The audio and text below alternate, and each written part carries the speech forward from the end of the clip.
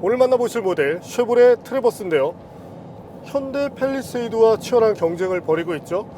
나름대로 수입차이긴 하지만 GM의 인기 모델 중에 하나입니다. 물량이 들어온 대로 어느 정도 이제 소화가 잘 된다고 볼 수 있는데, 현대 팰리세이드와 트래버스를 놓고 봤을 때 각각의 모델들이 보여주는 그 개성이 이제는 확실히 뚜렷해졌어요.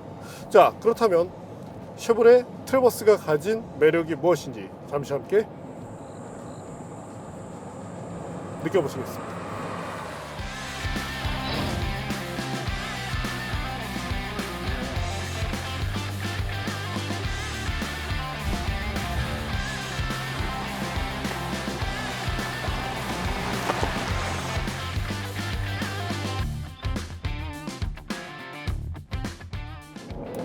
이번에는 트래버스와 함께 고속주행을 해볼까요?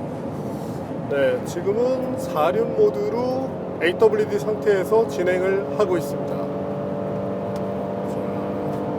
속도를 서서히 올려나가고 있죠. 자, 꾸준하게 속도를 올려서 나름대로 그래도 덩치가 있는 편인데 잘 달리는 모습을 보여주고 있고요.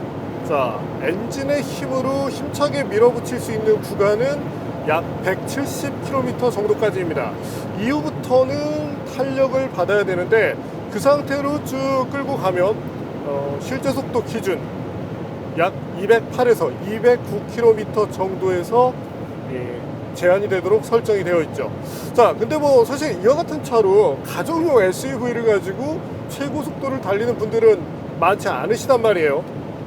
그래서 이와 같은 엔진 파워는 필요로 할 때, 고속도로 등에서 가속으로 잠깐 추월할 때 이때 최대 힘을 이용한다, 이렇게 봐주시면 됩니다. 엔진 한번 볼까요? 자, 엔진은 GM에서 상당히 오랫동안 사용했던 것인데 장점이라면 검증이 되었다는 것이 있습니다. 그리고 이 변속기에도 특징이 있는데 부드럽게 변속을 해나갑니다. 여기서 장단점이 갈리게 돼요. 자, 장점이라면 승차감 부분에서 이점이 있습니다. 이 트래버스 고속주행 안정감도 좋은 편이지만 일상에서의 승차감도 충분히 좋거든요. 그리고 굴곡이 많은 그 노면에 갔을 때 진가를 보여주죠. 일정 수준 핸들링이 나오는 모델들은 승차감 부분에서 아쉬움을 줄 때가 많습니다. 자, 현대 팰리세이드도 처음에 나왔을 때 어땠나요? 핸들링을 위해서, 성능을 올리기 위해서 조금 단단한 서스펜션을 채용했었죠. 그 때문에 후속 승차감이 매우 좋지 않았습니다. 이런 시장에 질타가 있다 보니까 결국에는 서스펜션을 부드럽게 풀었거든요. 그래서 나온 장점은 물렁물렁한 그런 승차감인데, 반면에 시속 140km 이상에 이르면 차가 똑바로 가지 못합니다. 계속적으로 보정을 해줘야 돼요. 그리고 프론트 쪽이 매우 불안하기 때문에 운전자에게도 이런 것들이 심적 부담으로 다가오거든요. 민감한 분들이라면 대략 한 120, 130에서도 이런 불안감을 느낄 수 있습니다. 반면 현재 트래버스는 그래도 이런 부분에 대해서는 잘하고 있어요. 자, 최고 속도 부분, 이 차에는 의미가 없다고 말씀드렸지만 그 부분에서도 안정감은 충분하고, 다만 특징적인 것이 있는데, 자, 트래버스에는 스위처블 타입의 4륜 구동이 들어가죠. 그래서 2륜으로 전환을 시켜주면 연비 효율이 올라갑니다. 가속에서도 조금 유리해요. 하지만 시속 180km를 넘어섰을 때는 약간의 안정감 저하가 있습니다. 내가 고속주행을 하고 있다, 이런 분들은 오토 모드 혹은 이제 4륜 모드를 택하시는 것을 추천을 드리고, 그 외에 일상에서 특히 이제 시내 주행을 하는 경우는 4륜 시스템이 필요한 경우는 많지 않거든요. 그런 환경에서는 이 2휠을 통해서 좀 더 나은 효율을 득한다, 이렇게 봐주시면 됩니다. 자, 오랜만에 타는 트래버스인데 과연 이 익스테리어 측면 어떤 이점이 있는지 볼까요?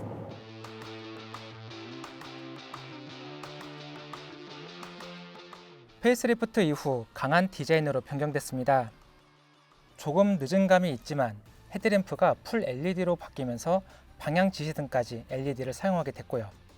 그릴 디자인은 트림마다 달라지는데 현재 모델은 레드라인이기 때문에 그물 형태의 디자인과 블랙 보타이 엠블럼이 적용되어 있습니다. 측면부는 거의 동일합니다. 레드라인 에디션답게 블랙 앤 레드 디자인의 휠, 블랙 윈도우 프레임 마감을 볼 수 있는데요. 사이드 미러까지 블랙 컬러를 사용하고 있습니다. 후면부 리어램프 디자인도 달라졌죠. 부가 기능인데 견인에 진심을 담아내고 있습니다. 순정으로 트레일러 히치 리시버와 커넥터를 갖췄죠. 무거운 트레일러 등을 끌면 엔진과 변속기의 부담이 커지는데 이를 막아주는 헤비 듀티 쿨링 시스템도 탑재됐습니다. 토홀 모드를 통해서 변속 패턴과 전후륜 토크 배분, 스로틀 민감도를 최적화시켜 줄 수도 있고요. 최대 견인 중량은 2.2톤인데요. 참고로 팰리세이드의 기본 견인 용량은 750kg이며 옵션으로 160만 원을 추가하면 2톤까지 사용할 수 있게 됩니다. 견인을 하다 보면 횡풍이나 불규칙한 도로로 인해 트레일러가 흔들릴 수 있는데요. 이를 방지할 수 있는 스웨이 컨트롤 기능도 탑재됐습니다. 현재 모델은 레드라인이죠. 저희가 추천하는 트림, 사실 레드라인보다는 프리미어 쪽을 얘기 드리는데, 자, 각 모델의 특징 어떻게 다른지 볼까요?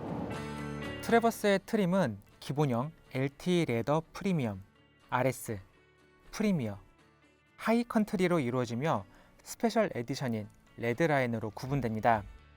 칭찬하고 싶은 것은 안전사양을 이상한 옵션들과 뒤섞어 상급 트림 선택을 유도하지 않았다는 것입니다.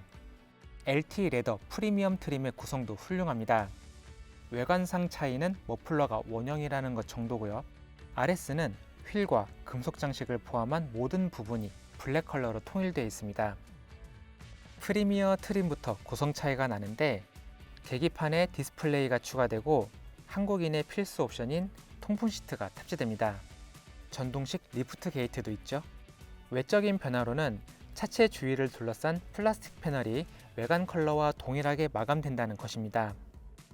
곳곳에 크롬 장식도 추가되고요.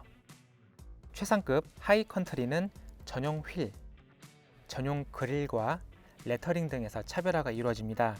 실내에는 스웨이드도 추가되며 3열 시트를 전동으로 접는 등의 고급화가 이루어지죠. 옵션인 썬루프도 기본 사양이 되고요. 하지만 가격이 올라가죠. 이에 오토뷰는 편의성, 가격을 고려해 프리미어 트림을 추천합니다. 물론 하이컨트리가 보여주는 이점이란 것도 있습니다. 최상급 모델로서의 가치도 있고요. 하지만 차를 구입할 때 가성비라는 것도 따져야 되는데, 그런 면에서는 확실히 프리미어가 낫다고 말씀을 드리고 싶네요. 이번에는 쉐보레 트래버스 가속 성능을 볼까요?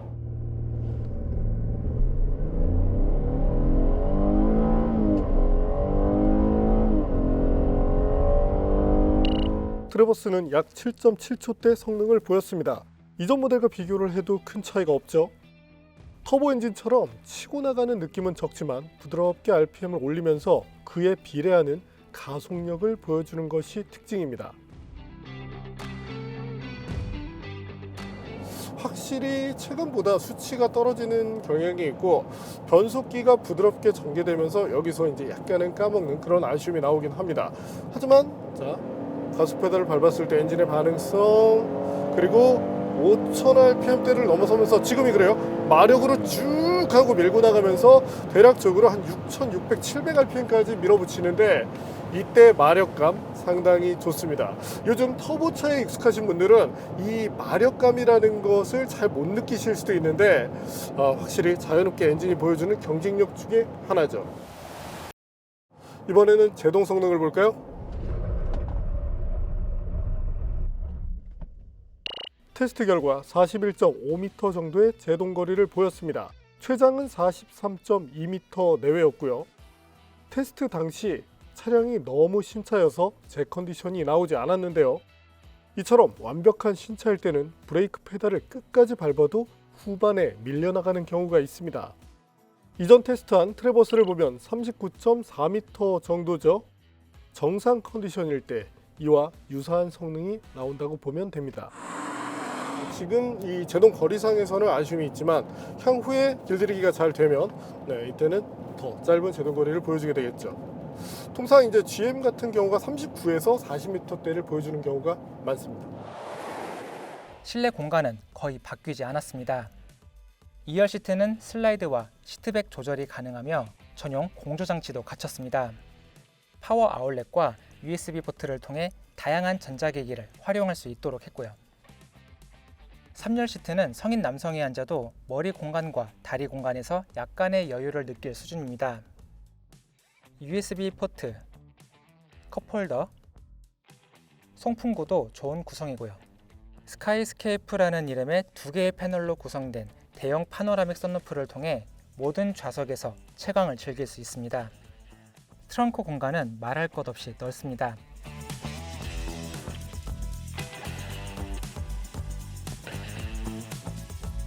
페이스리프트를 통해 변화된 부분을 보겠습니다. 계기판에 8인치 디스플레이가 추가됐죠. 큰 차이는 아니지만 나름 테마 변경도 가능합니다. 인포테인먼트 시스템 성능도 무난합니다. 버튼을 누르면 모니터가 올라가며 수납 공간이 나오는데 쉐보레 및 캐딜락의 일부 모델에서 볼 수 있는 구성입니다. 기어레버 디자인도 변경됐는데 보타이 엠블럼이 추가됐고요. 기어레버 상단에 자리했던 변속 버튼도 토글 스위치 방식으로 변했습니다. 편의 및 안전 장비도 개선됐습니다. 최상위 트림에만 제공됐던 어댑티브 크루즈 컨트롤을 사용할 수 있게 됐습니다. 360도 어라운드 카메라를 통해 주차 편의성도 좋아졌고요. 눈에 보이지 않지만 운전석과 조수석 사이에서 펼쳐지는 1열 센터 에어백도 안전상 좋은 구성입니다.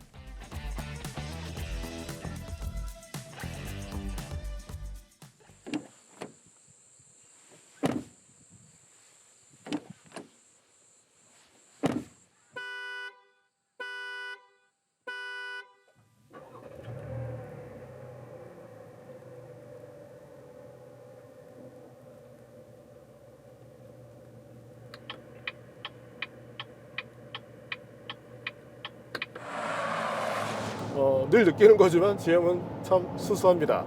뭐 셰시나 이런 것들, 그러니까 눈에 보이지 않는 부분에 대한 세팅 값은 잘 찾아요. 특히 이제 서스펜션 측면으로 놓고 보면 그래도 뭐 이제는 슈퍼카가 됐지만 콜벳을 비롯해서 뭐 스포츠카, 까마로 그 외에도 다양한 모델들을 먼저 개발해왔죠. 사실 뭐 전기차도 그래요. 제일 처음 양산을 했던 것이 이제 GM이기도 하고 경차까지도 다 세팅을 해본 만큼 이 노하우 부분에서 충분합니다. 특히 SUV로 놓고 본다면 소형 SUV를 트랙스라는 모델로 이제 개척을 했었죠. 그리고 국내 시장에 지금은 이제 들어와 있지만 타오 같은 모델도 있습니다. 뭐 서버밴을 비롯해서 여러 차들이 있는 만큼 이 그를 통한 이제 오랜 그 노하우, 사실 이 셰시 부분은 오랜 노하우를 바탕으로 할 수밖에 없는데 확실히 이런 부분에 대해서는 경쟁력을 보여주네요. 다만 개인적으로 조금 아쉬운 것은 이 디스플레이와 그리고 아날로그 계기판을 이제 조합시켜 놨는데 시각적으로는 현 세대보다는 약간 좀 뒤처진 느낌이 있습니다. 물론 차후에 이제 GM도 이것을 이제 풀 디스플레이 타입으로 바꾸겠지만 시인성 부분에서 물론 지금 꽤 좋아요. 하지만 이제 다른 차들과 비교를 했을 때는 조금의 아쉬움이 될 수 있다. 이것도 뭐 사실 취향이긴 한데 현재 제 입장으로서는 그렇습니다. 그리고 뭐 이 히든 타입의 수납함, 뭐 캐딜락을 비롯해서 예전부터 이제 GM이 많이 해왔던 부분인데 뭐 이런데 이제 저 같은 경우는 예전에 이제 지갑을 보관하기도 했었거든요. 그런 측면에서는 도움이 되고 뭐 별건 아닐 수 있지만 센터 암레스트 이 부분에 공간이 생각보다 큽니다. 그리고 암레스트의 높이 자체도 높은 편이라 이렇게 너무 내려가 있으면 자세가 좀 안 나오잖아요. 근데 편하게 취할 수 있습니다.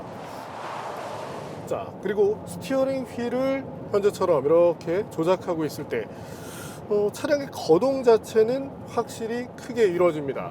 뭐 차체가 크고 이 차량의 컨셉상 어쩔 수 없는 부분이죠. 또한 이 차는 오프로드까지를 대응할 수 있게 만들었습니다. 그럼에도 불구하고 스티어링 휠을 이렇게 돌리고 있을 때 이때도 아쉬움이 나타나지 않습니다. 현재 보시는 것처럼 이제 조금은 굽이치는 그런 국도에서도 만족감이 높았고 확실히 이 셰시라는 부분은 정말 잘하는 것 같아요. GM도 이제 뭐 우리가 뚜렷하게 잘하는 것들을 어필할 필요가 있는데 현대 기아차 같은 경우는 편의 장비 정말 세계적인 수준이죠. 그래서 그런 부분을 많이 어필해서 시장에서도 좋은 반응을 얻고 있습니다. 하지만 자동차의 본질적인 부분, 차를 타는 동안 운전자가 느끼는 것, 그리고 승객에게 느껴지는 안정감, 이런 것들도 매우 중요한데 그 부분에서 확실히 잘한다면 이런 부분에 대해서는 계속 어필을 해나갈 필요가 있죠. 타이어는 조금 부드러운 성향이에요. 아무래도 사계절을 바탕으로 하고 있고 이 차의 성격에 맞춰서 가벼운 오프로드까지 대응할 수 있도록 하다 보니까 타이어가 보여주는 성능 측면에서는 제한이 있습니다. 하지만 승차감 측면 그리고 빗길 등에서는 어느 정도 경쟁력을 가져갈 수 있다는 점, 이 점을 참고해 주시면 좋겠네요.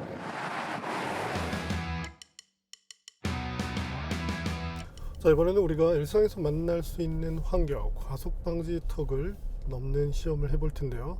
속도는 실제 속도 기준 30km입니다. 프론트 쪽도 부드럽게 접근해서 리어가 떨어질 때도 고속 주행을 할 때는 사실 이 정도로 부드러울 거라고 생각 못 했는데 의외로 부드러운데요. 그래서 2열 그리고 3열에서도 승차감을 확인해 봤습니다. 그리고 저속 환경을 달릴 때 우리가 정체 구간 등 특히 이제 대도시 중심의 환경에서는 그런 것들을 이제 많이 겪게 되는데 자연흡기 엔진들의 장점, 여기서 편합니다. 터보 엔진 같은 경우는 초반에 가속 페달을 밟았을 때 잠시 멈칫하는 그 터보렉이 있죠. 그리고 이후에 토크의 변화가 커집니다.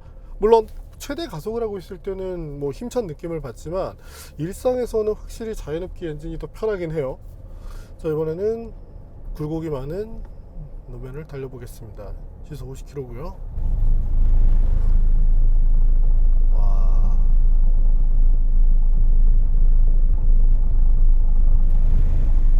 카메라상에서 어떻게 잡혔을지 모르겠는데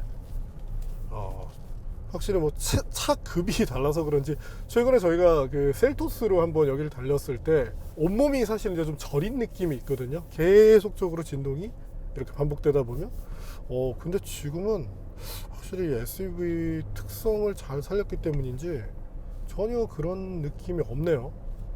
확실히 다른 건 몰라도 샷시 끝내줍니다. 여러분들이 일상에서 만날 수 있는 그런 노면은 아닙니다.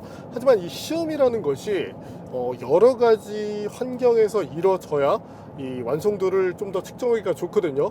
어쨌든 이런 노면에서조차 나름대로의 대응 능력을 보여준 만큼 경쟁력은 가져가고 있다. 특히나 이제 2열, 3열에서도 무난한 성능을 보여줬다는 점은 분명한 이점이라고 말씀드리고 싶네요. 트레버스로 가벼운 오프로드 주행을 할 수도 있는데요. 서스펜션의 탄력성이 좋아 거친 노면에서도 승차감 저하가 적었습니다. 오프로드 주행 모드를 택할 수 있는데 이때는 사륜구동이 기본이 되며 가속 페달 응답성을 조절해 주기 때문에 미끄러운 노면 또는 험로에 대한 대응 능력을 키워주죠. 코스에 있는 진흙과 가벼운 물엉덩이도 치고 지나가 봤는데 이때도 주행이 불안하지는 않았습니다. 물론 집이나 랜드로버 모델처럼 로우 기어가 있는 것은 아니기 때문에 본격 오프로드 주행까지를 감안하긴 어렵습니다. 하지만 우리가 즐기는 레저, 캠핑 등에서는 충분한 성능을 낸다고 보면 됩니다. 자, 이번에는 쉐보레 트레버스 기본 핸들링을 볼 텐데요. 자, 스티어링 휠이 이렇게 돌아가고 있는 환경. ESP의 제어가 늦게 들어오는 편입니다. 자, 이 작동하는 것 자체가 후반에 이루어진다는 것은 기본적으로 셰시 성능이 따라줘야 돼요. 자, 서스펜션 그리고 타이어, 여기서의 한계가 이제 많이 넘어갔을 때 대부분 ESC를 제어함으로써 안정화를 취해주죠. 하지만 한계점이 조금 이 셰시가 보여주는 한계점이 높다면 후반에 개입하는 경우가 많습니다. 자, 그리고 지금처럼 속도를 실제 속도 100까지 올렸어요. 자, 이때도 개입하는 그 세련미 부분에서는 아쉬움이 없습니다. 자, 다시 가볼까요? 이 꾸르륵 하는 소리가 들리긴 하는데 제어하는, 확실히 뭐 캐딜락을 통해서 예전부터 이런 것들을 많이 써와서 그런지 개입의 세련미 자체는 떨어지지 않습니다. 타이어도 은근히 횡으로는 마일드하게 잘 버티는 모습을 보여줘요.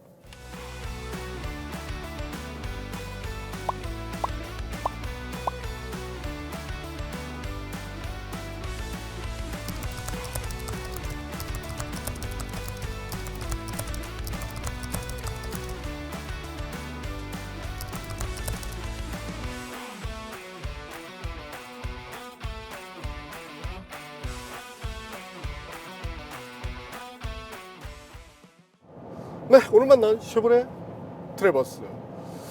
여전히 운전했을 때 편하다는 장점이 있습니다. 기능적인 측면에서는 물론 팰리세이드가 더 낫긴 합니다.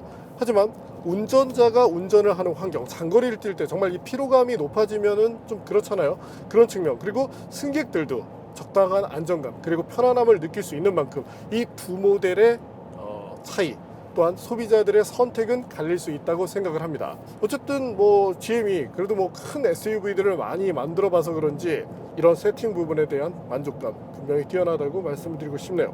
다만 이제 향후에 이 변속 레버에 있는 이 버튼 타입, 저는 이걸 싫어하는데, 물론 99%의 소비자들은 이와 같은 기능을 사용하지 않지만 그래도 1%의 소비자들을 위해서 이런 것들을 조금 더 편하게 만들어주면 만족도가 더 올라가겠죠. 네, 오늘은 운전하는 것 자체가 편안한, 그래서 오늘처럼 장거리 운전을 했을 때 만족감이 높은 쉐보레 트래버스를 만나봤습니다.